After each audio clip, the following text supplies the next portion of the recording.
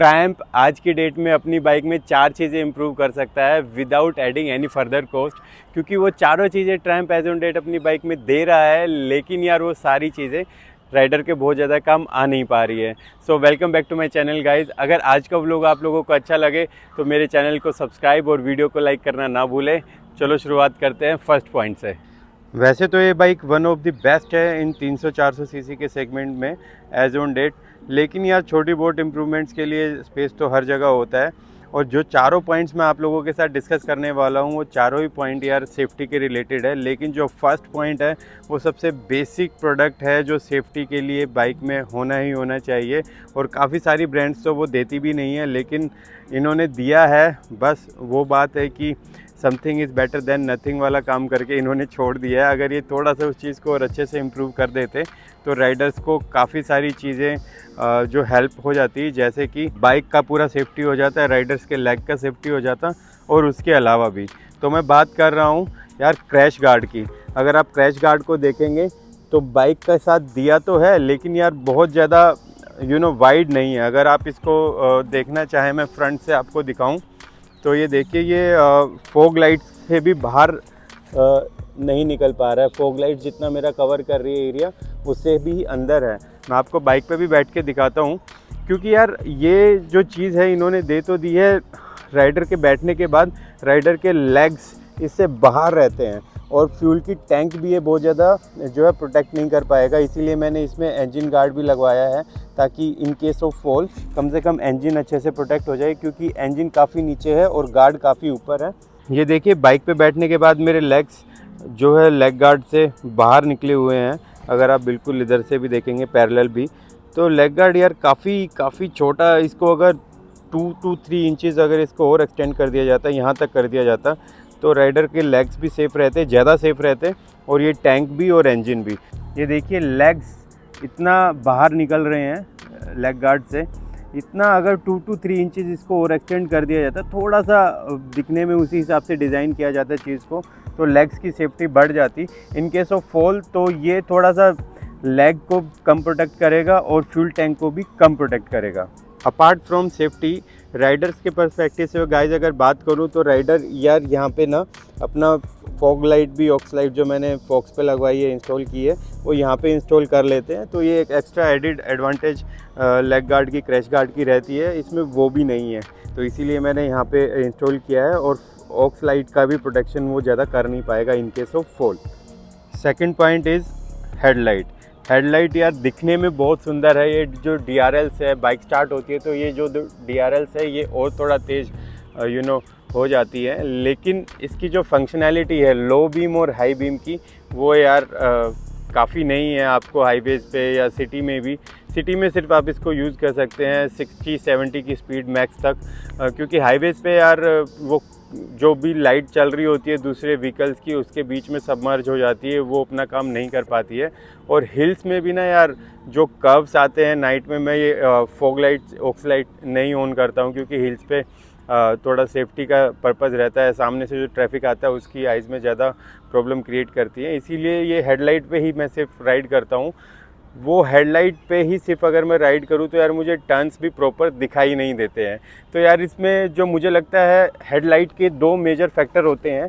एक तो अंदर इसके जो रिफ्लेक्टिव्स लगे हैं, और एक LED के बल्ब्स। तो LED के बल्ब्स का यार एक ये डिसएडवांटेज है इसके, कि वो हम लोग चेंज भी नहीं कर पा रहे हैं वो, क्योंकि वैसा बल्ब नहीं है इसमें जो H4 टाइप्स होता है कि एक वो चेंज कर दिया जैसे पुराने ट्रेडिशनल बाइक्स में आता था। इसमें अलग ही तरह के छोटे छोटे LED बल्ब्स लगे हुए हैं। अगर उसकी कॉस्टिंग ज़्यादा नहीं आ रही है तो ट्रायम्फ अभी भी उसको चेंज कर सकता है, क्योंकि उन्होंने अभी फ्रंट ब्रेक लीवर भी चेंज किया है फ्री ऑफ कॉस्ट। अगर हेडलाइट का भी थोड़ा ट्रायम्फ जो है इम्प्रूव कर दे तो यार ये काफ़ी हेल्प हो जाएगी राइडर्स की। दूसरा ये कि इस पे जो जाली लगी है इसकी वजह से भी थोड़ा बहुत ज़्यादा फ़र्क तो नहीं पड़ता है, लेकिन ये सब चीज़ें मैंने ट्रायम्फ के साथ शेयर की थी। अभी लास्ट व्लॉग जो मैंने शूट किया है DIY का जो ट्रायम्फ में, वहाँ पे जो भी फीडबैक वो लोग ले रहे थे मैंने उनको बता दिया, लेकिन मैं चाहता था ये सारी चीज़ें आप लोगों के साथ भी शेयर करूं, और ट्रायम्फ के साथ भी ये व्लॉग में शेयर करूंगा। हो सकता है वो इस चीज़ को थोड़ा सीरियस लेके आगे चीज़ों को इम्प्रूव कर दें, क्योंकि देखिए इन सब चीज़ों की कॉस्ट तो ट्रायम्फ लगा ही रहा है। और हमसे भी वसूल कर ही रहा है कहीं ना कहीं। तो बेटर है जैसे लेग गार्ड, हेडलाइट, इन सब चीज़ों को इम्प्रूव कर दे। जो थर्ड पॉइंट है वो है मिरर्स, क्योंकि मिरर्स ना यार जो विजिबिलिटी देते हैं वो कुछ लोगों को ठीक लगता होगा, लेकिन मैंने अपने पिछले 10 साल के राइडिंग करियर में इस तरह के मिरर्स यूज़ नहीं किए हैं, क्योंकि दोनों ही मिरर्स यार बहुत वाइड है, बहुत बाहर निकले हुए हैं। इधर वाला बहुत ज़्यादा इधर निकला हुआ है, इधर वाला बहुत ज़्यादा इधर निकला हुआ है, और इनकी जो पोजीशनिंग है वो थोड़ा नीचे है ना कि ऊपर। तो नीचे होने की वजह से जब हम ऐसे पकड़ते हैं तो आधा मिरर का जो एरिया है वो हमारा हैंड ही कवर कर लेता है। और जब आप मिरर्स को देखना चाहें ड्यूरिंग राइड तो आपको क्या करना होता है, जनरली राइडर को बेस्ट रहता है अपने आइज़ को टर्न करके राइट और लेफ़्ट वाला दिख जाए, लेकिन ये दोनों मिरर्स इतने वाइड हैं एक दूसरे से, तो आपको हेड टर्न करना पड़ता है। इधर वाला देखना हो तो इधर हेड टर्न करना पड़ता है, उधर वाला देखना हो तो उधर हेड टर्न करना पड़ता है, जो कि राइड के दौरान यार मुझे जो फील हुआ, एक लेंदी प्रोसेस है। आपको सिर्फ ब्लिंक ऑफ आइज से ही पता लग जाना चाहिए आपके पीछे और दाएं बाएं क्या चल रहा है। तो मिरर्स का जो क्वालिटी है वो तो काफ़ी अच्छा है, इसमें कोई कमी नहीं है, और साइज़ भी ठीक है, लेकिन इसका अगर पोजीशनिंग यहाँ की जगह यहाँ होता तो यार बहुत ज़्यादा बेटर होता है। इसमें तो सिर्फ डिज़ाइनिंग के पार्ट में कमी है, कुछ चेंज भी नहीं करना है, कुछ भी नहीं करना है। तो ये है बात।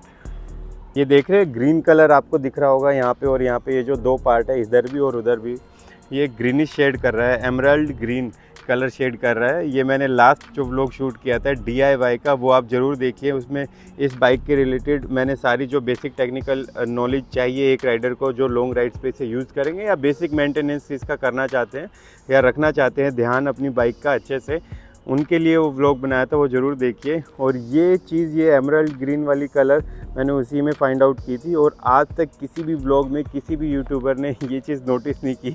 ये काफ़ी अच्छा लग रहा है यार, जब इस पर धूप गिरती है तो अलग से ही क्रिस्टल के साथ ग्रीनिश जो है शाइन करता है। आप भी अपनी बाइक में अब चेक कीजिएगा।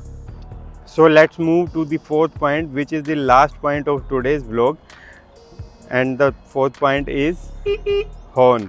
हॉर्न आपने सुना यार, बिल्कुल भी काम का नहीं है गाइस, क्योंकि एक तो यार इस बाइक में ना डुअल हॉर्न दिए नहीं है ट्रायम्फ ने, और जो सिंगल हॉर्न दिया है वो भी बहुत ज़्यादा लाउड नहीं है।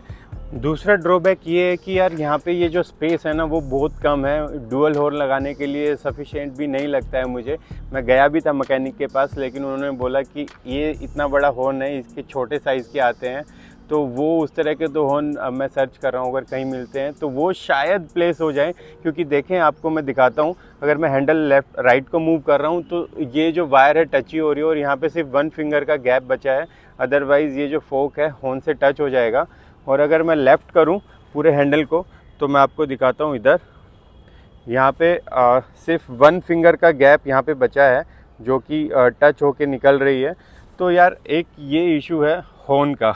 तो बस यही 4 चीज़ें थी जो इस पूरी बाइक में ट्रायम्फ एज ऑन डेट चाहे तो इम्प्रूव कर सकता है, क्योंकि ये सारी चीज़ों में ट्रायम्फ कहीं ना कहीं कॉस्टिंग लगा रहा है, और कहीं ना कहीं से कस्टमर से भी उसकी कॉस्टिंग वसूल कर रहा है। तो कस्टमर को बेटर जो है उसका वैल्यू देने के लिए अगर ट्रायम्फ ये चारों चीज़ों में थोड़ा थोड़ा इम्प्रूव कर ले तो यार ये बाइक परफेक्ट अभी भी है राइडर के लिए। क्योंकि मैं तो इस पर 3 लॉन्ग डिस्टेंस टूरिंग कर चुका हूँ, आप चाहें तो उनके भी ब्लॉग चेकआउट कर सकते हैं। लेकिन एक और अच्छा राइडर एक्सपीरियंस बन जाएगा अगर ये चारों चीज़ें ट्रायम्फ इम्प्रूव कर देता है तो। और आई होप कि आप सब लोगों को यार आज का छोटा सा व्लॉग पसंद आया होगा। अगर आपको पसंद आया हो आज का व्लॉग तो प्लीज़ चैनल को सब्सक्राइब करें और वीडियो को लाइक करना ना भूलें। आज के लिए टाटा बाय बाय, हasta la vista।